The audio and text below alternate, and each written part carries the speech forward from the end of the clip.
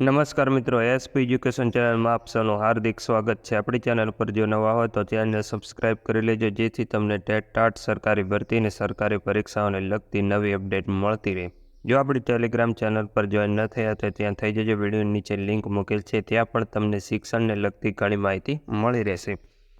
વિદ્યા સહાયક ભરતીની રાહ જોઈને ઉમેદવારો બેઠા છે, ત્યારે વિદ્યા સહાયક ભરતી આવવાની શક્યતા પૂરેપૂરી લાગી રહી છે। મને માહિતી પ્રાપ્ત થઈ છે કે વિદ્યા સહાયક ભરતી 1 થી 8 ફાઇલ વિભાગ દ્વારા મંજૂરી મળી ગઈ છે।